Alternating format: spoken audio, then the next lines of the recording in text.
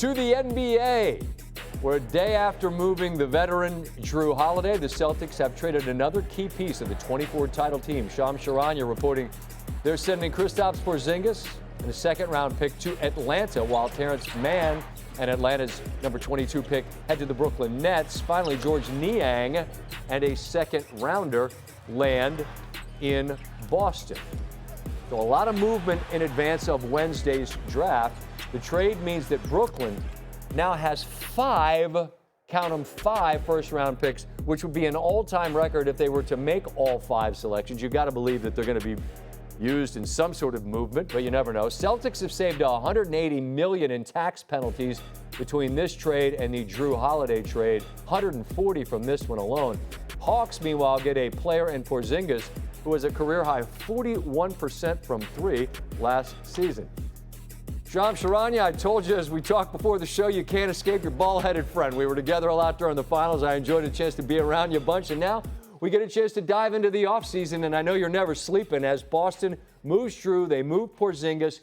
We're saving some money, but you got to have some money as it relates to Jaylen Brown. What does this potentially mean if we connect the dots about his future with Boston?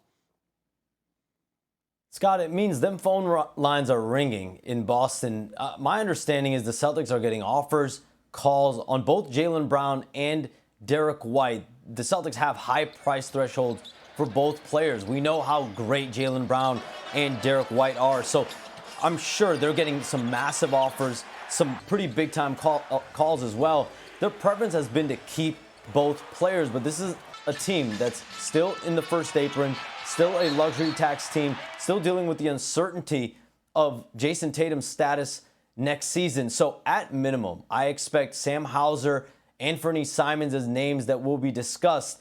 Will a team match that price threshold that the Celtics, I'm told, have set around the league for Jaylen Brown and Derek White to be able to get them? They are listening, but will a team get there? Just in the span of the last 2 days, Scott, though, they've shed $180 million in luxury tax savings. They've gotten out of the second apron, but with a season next year full of uncertainty, just how much do they want to get out of these aprons and the taxes? Well, and this is the new CBA come to life, right? This is creating the opportunities for smaller markets and other teams to, like we just saw in the finals, get to that big stage. As it relates to a former Celtic, it's Kyrie Irving. You reported that he intends to decline a player option and sign for the long term, 3 years with Dallas. What more can you tell us about this one?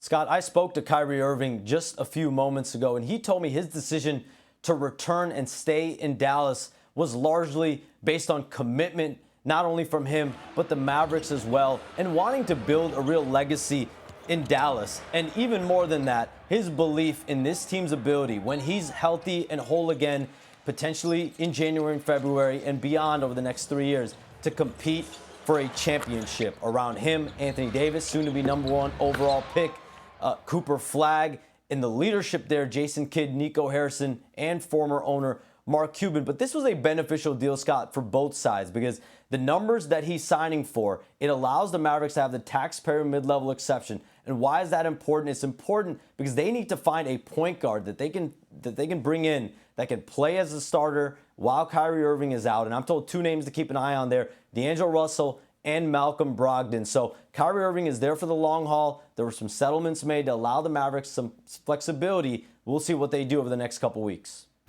I know what you're going to be doing over the next couple hours and days. That's going to be working those phone lines. I'll have my ears out, as all of our viewers will as well, as you break the news, Scott. man. Don't I sleep. know.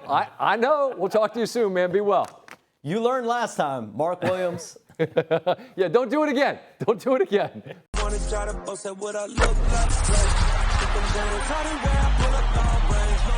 Jimmy with the heat, I'm on fire. It's NBA,